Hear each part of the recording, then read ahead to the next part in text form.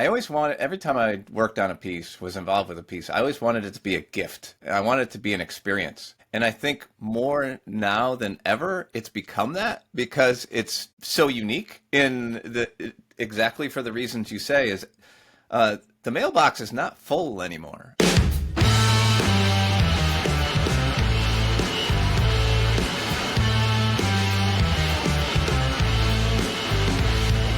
What's up, everyone? It's Eric Vessels with Taktiful. Welcome back to another episode of Taktiful Tuesdays. I think we're on episode 34. I know I'm in my 30s now. Taktiful Tuesdays has always been this go-to space for stories at the intersection of creativity and technology. Over 30-some episodes, like I said, we've featured innovators transforming the industry, and we've talked to a lot about design, print, leadership, and community.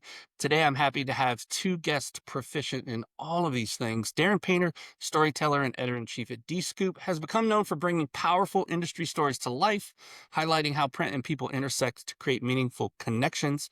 Joining him is Chris Hyde, creative and marketing director, whose visionary designs showcase the full potential of what print can do, including sometimes embellishment, which we have to talk about here at Tactful, in branding and production. Together, we'll explore how storytelling and creativity elevate brand narratives, not just visual impact, but unforgettable experiences. Let's dive right in. Darin, Chris, welcome to the show. Thank you. Hey, thank you so much. Hey, Yes. it's so good to have you guys. I was remembering like a year ago, I was on the other side of this, and I've done my fair share of interviewing, but you guys interviewed me for this little show that you guys have called Unvarnished. And if you haven't checked that out, I think you may have to be a D-Scoop member to see those, maybe.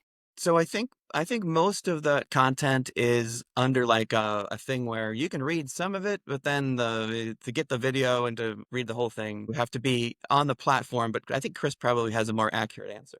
See it if they want to. It's one of those two. You decide. It's Yeah, a go check him out though. Also, Eric, I already wrote down we need a much better intro for our show because that was so much better than anything that anyone will find. It's getting to there's times when I have a guest on and I can see them, like I can see the look on their face, like when is this going to end? Like it's like this is going on and on Yeah. forever, and finally here are the people.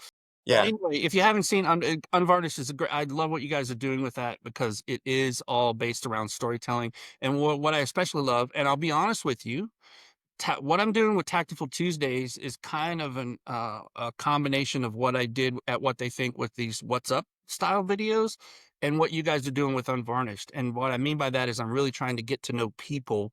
And if you watch any Tactical Tuesdays, you'll see it's not always just about print. It's like, hey, what are you about? How do you feel? What gets you pumped up? What's your leadership style? And we will get into all of that stuff. But first, I want to there has to be very few people that don't really know what DSCOOP is, but I want to give you guys an opportunity to talk a little bit about it. I'll give my little spiel and then let you talk, but it's the Digital Solutions Cooperative is, I think, what it stood for at the beginning, and it's essentially the HP user group community. But talk a little bit tell people what DSCOOP is and kind of each of your roles in that. I'll let Darin start. He's really good at words. That's not true. That's not true. DScoop has become an incredible community of people who don't just use or partner with companies who use HP equipment, but have taken like an additional step in their mind that they're going to share their best practices and ideas and strategies and challenges and awful things that come up. And now they have to talk to other people with each other around the globe in a way that is odd, in a way that is so strange for its openness. When you get to a show like Edge, you can kind of see it. These are all people who might compete, in certain markets or whatever, and they sort of understand that they're in this together, they can grow together, and they're going to do that in a way that makes them kind of vulnerable, but also growingly successful. Like this is working. And I don't know, Chris, if you want to add to that. It's probably a lot more deep than that, but I guess from a big picture perspective, that openness and idea sharing kind of, take the cake in terms of the description of DScoop. Yeah, I have to agree. I mean, That is definitely not the boilerplate description of DSCOOP, and That's I the would press here. release. Yeah, yeah. Yeah, and I'm not the one that would have shared that either, because I'll leave that up to people that are much better at that. 100% behind what Darin just said. I mean, it's coming up on its 20th year at the end of this month, September, which is just unbelievable because I've been involved with it for 19 of those 20. It is. It's bizarre. I mean, it's almost like a cult. I mean, I don't want it sounds bad, but It's a it's a good cult. It's like, wait, you're doing what? When people hear about like somebody's involvement with the community, they're like, you're sharing this, you're having competitors come into your shop from places that you shouldn't be, and they're like, yeah, man. And John Bailey, who's been deeply involved, always says, he's like, the more I share, the more I get back. And that's really the mantra like of DSCOOP. It's like the more you lean in and share, you realize that it produces so much positive for yourself and for your company. Well, I think what's also great about that community, and I've seen it from the outside in the media space, coming to cover it and doing videos for HP. There is it's an opportunity to meet fantastic humans like John Bailey, right? Like it's an opportunity to really get to know folks. But I think Darin, what you're referencing is, and I witnessed this starting early 2000s with my career in the industry. A lot of printers would just get really. yeah. And I've when been waiting at lunch, bro, just sitting at a table and there's two printers and they just start talking. I'm just like, whoa, yeah, amazing.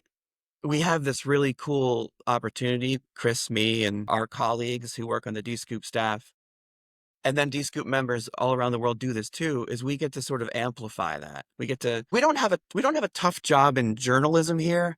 We're not breaking news. We're not like going deep into trends or reports. Like the way we think about content is what you just said, and then we amplify the success of that. So it's kind of easy in that, like, the people we talk to want to be talked to. They want to share. Like, and that's a fun way to start like a content train, Yep. with all that energy. We don't Yeah. have to sort of worry about someone saying, well, I don't really want to get into that. That hardly ever comes up because we're talking to this community. And talking to a community feels different to me, Eric, than like talking to an audience member of a publication 20 years ago. Or, you know what I mean? There's a very specific mindset that we're thinking about when we generate content, which has been really cool. Yeah, and I think that's one thing. I've always thought that it was awesome to be positioned or have the title of storyteller, because really storytelling is sort of central to what happens in that community, because you guys are just sort of listening. And like you said, the amplification is like, oh, that's a great story. Let's tell that story. And then from there is the cultivation and kind of the bringing out a little bit more of that. And you guys do such a good job of that at the event and outside of the event with the content. So yeah, I love it. Storytelling's one of my favorite things as well. As you guys know, if anybody's hung out with me, I've got a few stories here and there, and you're probably going to hear them because I like. Yeah, I mean, there would be no better person like around a campfire, Eric. Like on the campfire route, Mount Rushmore, you're like all four, I think. It's awesome. Yeah, awesome. I appreciate that. So, Chris, you're a creative and marketing director, and kind of do your own thing, and also highly involved in the DSCOOP thing. I want to get your perspective from that perspective of what role print still plays in today's kind of highly digital world, and why does it continue to matter? And you both are seeing this within the DSCOOP community, right? We continue to talk about how digital things, and from my perspective, I'm seeing kind of the pendulum sort of swing back. It seems like there's digital fatigue, and people are really looking more to print to create more of an emotional connection with whatever end result they're trying to get. Right. It's become more and more of what I always wanted it to be when I first got into print, quite honestly. I always wanted, every time I worked on a piece, was involved with a piece, I always wanted it to be a gift. I wanted it to be an experience. And I think more now than ever, it's become that because it's so unique in exactly for the reasons you say is the mailbox is not full anymore. I mean, you know, I don't think youngsters these days even understood what the physical mailbox looked like 20, 25 years ago. I mean, it was laden with stuff. Now it's the place where there's not as much stuff. So when it comes to direct mail, I mean, there's so many opportunities to stand out and have things be an experience and more of a gift. And you're seeing it across the board is everything, because now people are making their own gifts, with Shutterfly and all the printing on demand that people are used to. They're making their own gifts. So I don't know. I think I'm really, yes, there's maybe the volume of print is down, but the experience and the tactility of print. Yes, yeah. That's I mean, we talk a lot, obviously, at Tactful about that tactile experience and psychological studies, and we follow everybody that's following it. And paper, to be honest, was the original embellishment, right? Like, was the first thing, because you've always been able to touch print. Like, we don't talk about touch in digital marketing. It's like eyeballs, right? Well, print is uniquely tactile. And what you're able to do, even with fifth and sixth color stations, right? Just adding different pop. We see kind of like the 80s coming back with neon pink is kind of big nowadays, but adding that varnish and that foil and that reflection, the things that you can do to catch people's attention are really amazing. And it's going to be interesting to see that continue to grow over time. Darin, DSCOOP has built a really thriving community around printing and creative collaboration. What's the secret behind successfully building and nurturing such an engaged community? That's a great question. It's not easy. No, yeah. If you find the answer, please let us know. That's kind of what we talk about when we meet as a team. And I would say there's a difference between an organization or an association sort of producing content, events, articles, videos with a voice that suggests we know what we're talking about and here it is, right? Like we're the credibility here and we're going to send information to you and hopefully you'll understand. That is kind of the way that content worked for like 100 years, right?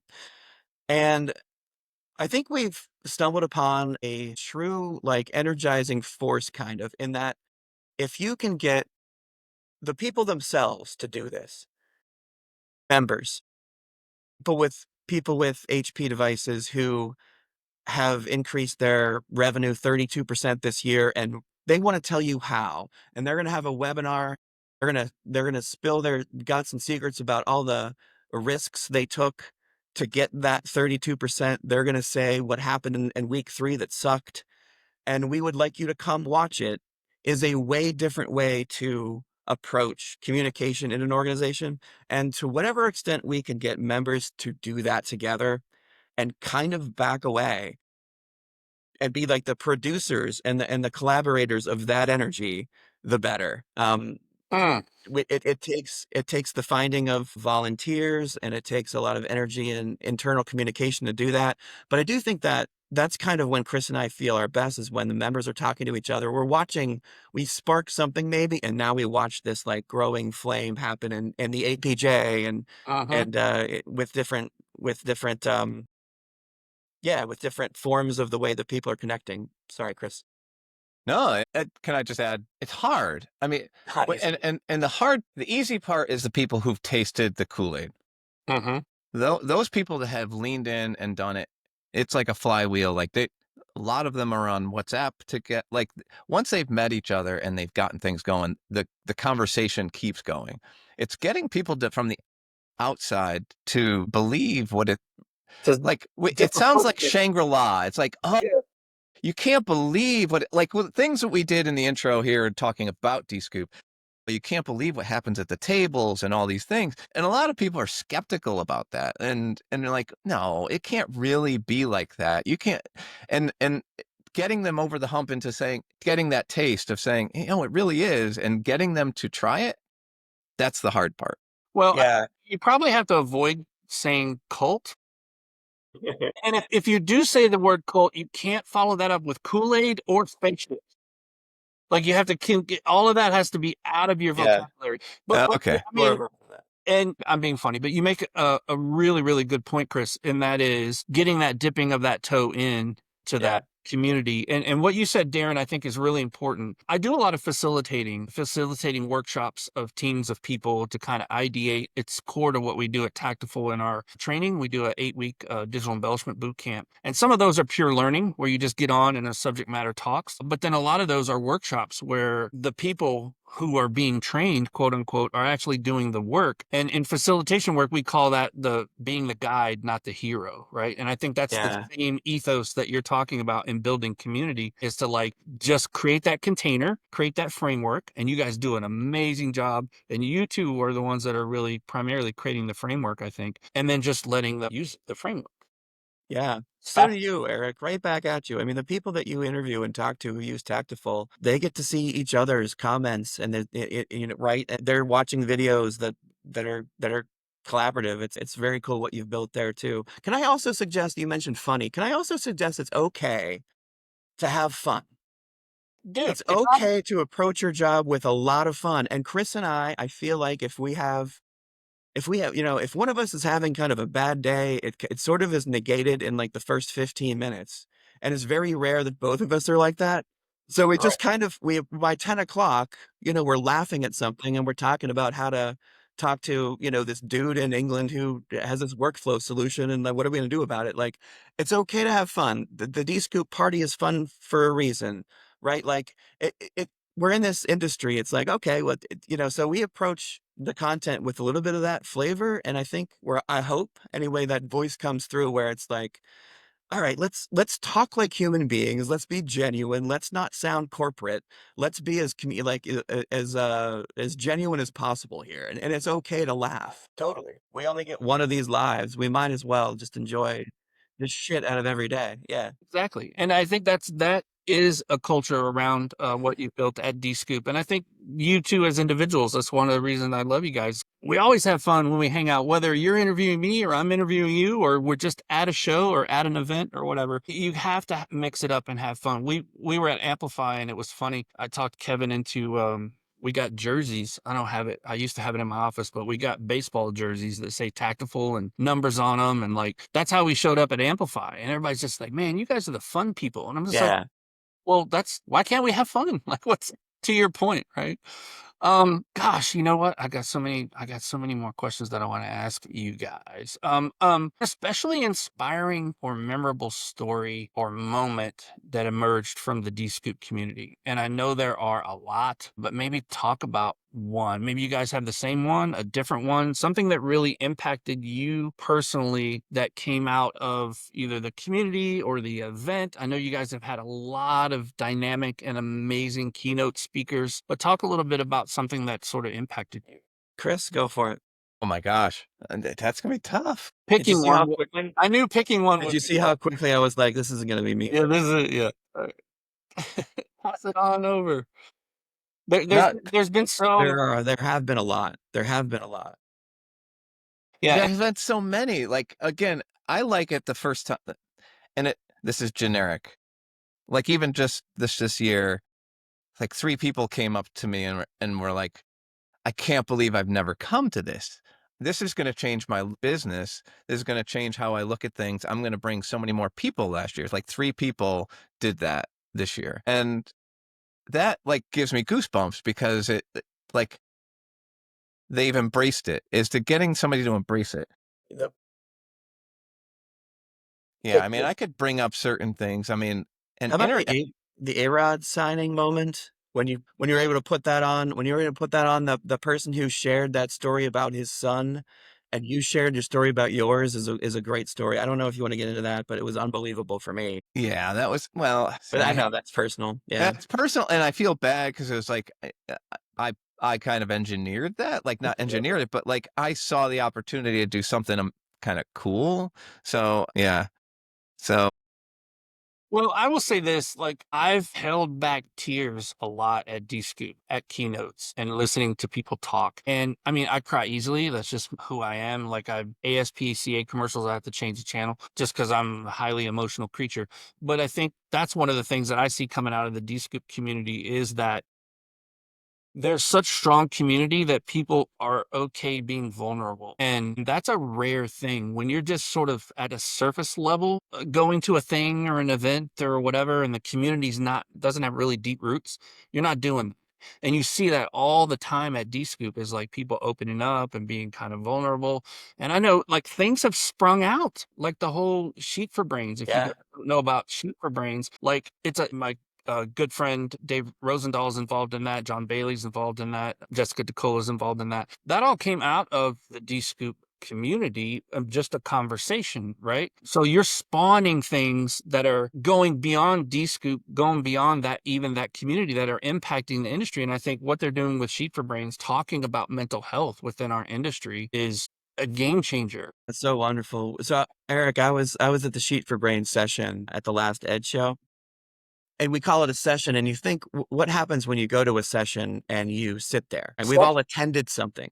We have our notebooks, we have a pen, we kind of want to hear an idea we might want to take back. We're hoping to get information. That Sheet for Brain session was basically just 50 people talking to each other. Yep. Think about the difference there. Right? Like a person in the back left corner is talking to the same person in the right front corner, and it all just becomes a discussion about mental health in that specific case, the way we can sort of help our kids embrace the future. What an unbelievable thing, like feel that energy. That's exactly what you're talking about. It's the difference between sort of be talked at with thing, we can talk at people or we can talk with them. And Sheet for Brains is such a great example of a member-driven, like, yes, this happened at DSCOOP, but it doesn't matter. It doesn't, we need no attention for that anymore. This now lives and breathes on its own thing. And we get to amplify and support that, yep, these 4 DSCOOPers started this, and we get to actually become members of it. And that's such a wonderful feeling. So yeah, that's probably a great example of what you're talking about Edge. Well, like good communities spawn those types of things, right? And like I said, you have to have a strong community to be able to be for that. Like it's never going to happen if you don't have that strong community built up, before then, because it enables people to be vulnerable because you're safe. You're in your community. You're with your people, right? Like I've got this whole concept of like vibe and tribe. And you guys have created a vibe and around a tribe. And that's why I think DSCOOP works so well. So I love it. It's I haven't said this out loud yet, but like it's perennially been one of my favorite events to go to because I know when I go there, it's going to be fun. It's going to be some of the brightest minds in print. I mean, you guys have the best of the best, and obviously with the market share that HP has, the 30-40% of your commercial printers have got something in their shop with a HP label on it, right? So that it makes it a strong community to begin with because of that penetration. But yeah, you guys have nurtured something really special there. I want to get a little. So here's where we shifted a little bit. We talked about sort of all the things, and I've got a bunch of questions that we won't get to. I want to know though, like, what is something about you guys individually that we may not know? Like outside of when you're done doing all this storytelling and design and marketing and all the things, like what do you do outside of that? Chris, do you want to go first? Motorcycles? Oh. No, definitely not. I wouldn't trust myself on a 2-wheeled. No way. Chris, it's almost like we could answer this for each other. Why don't you do that? All right, Darin, what does Chris do? Chris, I won't get this all right, audience. Well, he's allowed to correct you. He's what Chris right does. here. Besides being, from all accounts, an amazing husband and father, and a wonderful friend and colleague to me, Chris is like the 3rd or 4th best cornhole player in Connecticut. No way. So I don't know if it's 3rd or 4th or 8th or 18th or 1st now, but this guy will just he's very athletic. His entire family is very athletic. He will show up, and maybe you've played cornhole with him at an Edge event, because he'll just come up and be like, "Hey, do you want to play bags?" And I've never done this before. I'm not the 3rd best player in Connecticut behind your back, and they're all on the hole. And sometimes he'll come to Monday meetings and he'll be really jazzed because he just won another tournament with a son or a friend or some rando that he picked up. He's a cornhole there, and I guess just the ability for him to underhand throw a small piece of, I don't know what it is, Chris. into a hole or block it, or like It's a it's pretty beanbag. incredible. But also he could probably score like 30 points a game in like a print industry like basketball league. Like he's a super athletic dude who is like the third best cornhole player in Connecticut. Chris, I'm not sure how much I got correct. Oh, that was great. Yeah, I'm glad you added in basketball there at the end, because when you said I'm super athletic and I play a bag where Cornhole. Yeah, that's like To I'm me, those things are the same. athletic guy. Look at him throwing horseshoes. That guy, he's an athlete. Look at that dude. All right, Right. Chris, your turn on Darin. All right. Well, that little intro, great father, great friend, totally applies to this guy. We've had so many laughs. Like, his sense of humor is amazing. He's not a Southern man, but I would say he's genteel. Like, there is this like, he is just always so thoughtful in all the situations where I am not. He, he's just a genuinely good dude. Is great with statistics and strategy, and that applies really well to one game in particular. Oh, here And we go. he is a poker playing fiend. No, what did we not know? I'm like semi-pro. Like, Same here. Really? Let's go. Yeah. this guy can play. Let's go play. Yeah. This guy has been to the main event and has lasted more than a couple hands at the main event. He actually maybe have actually won some money at the main event, which is pretty freaking cool. That's Like, amazing. That is amazing. It's that's not well, thank you, Chris. For anyone watching this who plays He's poker. so athletic. He's good at poker. You should see the way I fold. Eric, amazing. I can go left, I can go right. Oh, that's awesome. It's cash game poker. Yeah. 2, 5, 10, 5, 10. Yeah. Like no limit. Yeah, Yeah. I play over at Southern Indiana Casino. I probably will go to the Yes. Cherokee World Series circuit event. Cool. Yeah. There's a lot of, thousands and thousands of hours of study and conversation. And I now realize that I know nothing still. That's kind of how I feel. Wow. And it's a great place to kind of be. But yeah, it's been fun. It's a fun way to scratch the other side of my brain that wants to know the probability of absolutely everything in the world. And if I can combine that with psychology and also telling sort of a narrative story about my hand or about yours, those things are really fun to do at the same time. So yeah, poker's a Well, path. yeah. I mean, I think it's a good mindset. The great Doyle Brunson said it's a game that I can teach you in 5 minutes, but it'll take a lifetime to learn. And Yep. I think that extends out to a lot of what we do. Like, it's easy to sort of become functionally good at something, but to really become that, that pro, or be so confident that you're just doing it out of second nature, it takes those 10,000 hours of practice or whatever it is on the athletic side. But same thing with poker. I'm not actually surprised, because a lot of people who are really good people are good at poker, because essentially that's what you I do. agree. Sit at a table and you figure people out. I agree. You exploit all those weaknesses. We're going to have to talk more about Yeah, poker. absolutely. Yeah, anytime. Yeah. Awesome. Well, guys, listen, it's been so fun. Like, this is how it always happens. I have such a blast that I look up and 30 minutes has passed, and I'm just like, how in the world is this gone 30 minutes? But the reason it is because I have good guests who are knowledgeable. Thank you for sharing all of your thoughts and insights on DSCOOP, what you do in the industry, what you do as people, and keep rocking and stay in touch. But thanks for being a guest on Taktiful Tuesdays. You too. Thanks for having us. Thanks, guys. See ya. Bye.